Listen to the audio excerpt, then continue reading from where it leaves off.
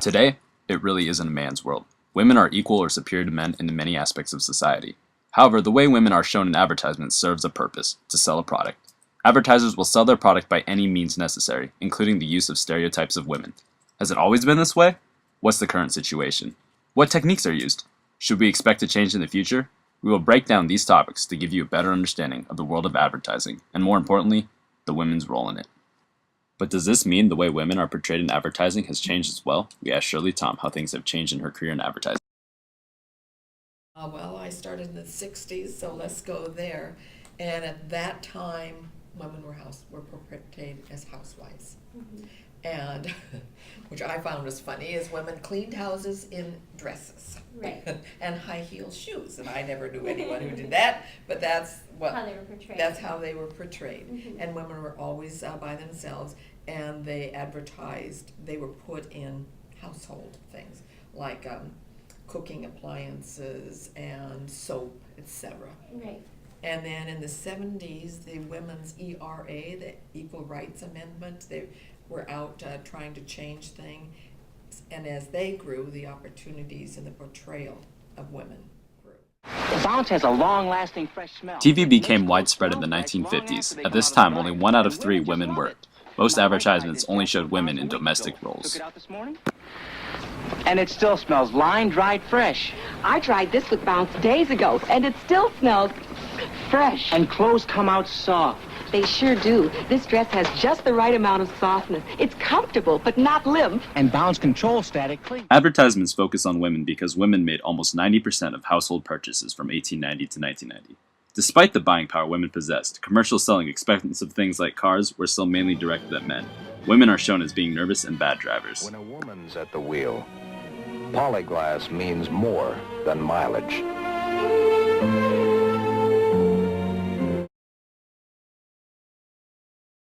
Though not as much in the past, modern-day advertising still primarily portrays women as the stay-at-home mom or as a sex object. If these two portrayals are considered stereotypical, sexist, or in any way offensive, then why have they been used in commercials for several decades now? Consumers have become so accustomed to the commercials that they're just part of everyday life. The use of sex in advertisements is very common, which would imply that it is also very successful in selling the product. If using a woman's sex appeal wasn't successful, then companies would cut their losses and try a new ad campaign. The goal of the commercials is to get the consumer to relate to the sexual image with their product. Because sex sells, companies will continue to use what works as long as it produces income. As already mentioned, the other primary role portrayed of women is the stay-at-home mom or the housewife. How often are there commercials of the father doing the shopping, laundry, or cleaning? According to the U.S. Department of Labor, women make up less than 50% of the total workforce, and it is predicted to increase only by 1% in the next 6 years. With the majority of jobs being filled by men, it is assumed women are the ones taking care of things at home. Mama keeps whites fresh as a new day. Mama keeps colors bright in a new way. Mama gets stains clean with the magic. Mama's got the magic of Clorox.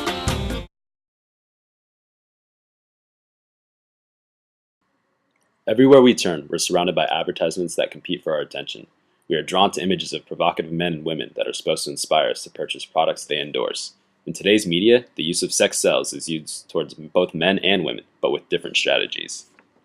For advertisements geared towards men, the product is rarely the focus. Instead, flawless women are used to represent the product with a concept that is, you buy this product, and you can have these types of women as well. While commercials geared toward men use scantily dressed women to arouse attention, this strategy affects women as well by constructing a definition of how women are supposed to look. The women we see in the media represent an artificial image. Take Britney Spears. She became the #1 sex symbol in the late 90s. Her image created an impossible standard that many women went to great lengths to conform to. While men, on the other hand, viewed her as appealing and thought-provoking, wanting both the product she advertised and that type of woman. Images of women are everywhere. Their face, body, and exposed skin sell anything from food to cars. In selling products to women, makeup, lingerie, and even household items are represented by young, thin, beautiful women. The idea behind selling products to women is if you look flawless, you can have the perfect marriage, great sex, and a rewarding career. This unattainable standard of beauty influences women both consciously and subconsciously, pushing them to do whatever it takes to alter their image to fit that of photoshopped celebrities. Welcome to the future of advertising. In the past, women have always been portrayed as sex symbols or the perfect mother and housewife. While these images still remain, there has been a shift in the role of women. Rather than creating advertisements skewed towards one audience, advertisers are starting to appeal to both sexes. Women now have the buying power to buy cars and houses. They earn their own money and can control what they buy. Unlike the past, they no longer need to ask permission before they make a purchase. Take Cadillac's commercial. Kate Walsh offers a central aspect for men with her seductive voice and body, as well as a relatable aspect for women, since she is a passionate doctor from Grey's Anatomy. Choosing a car is like trying on a dress. As soon as you slip into it, you know it's the one. But you still turn around to see the back. Because let's face it, you want them to hate to see you go, but love to watch you leave. Introducing the all-new Cadillac CTS Sport.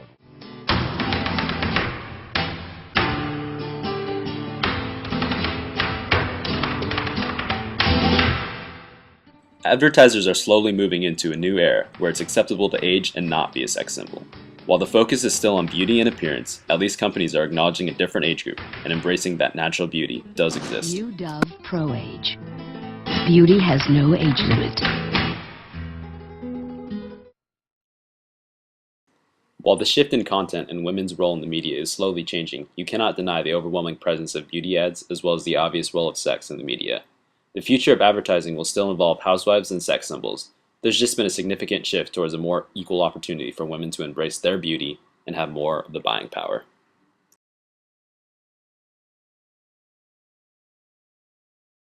I am thinking that we might be reaching a saturation point.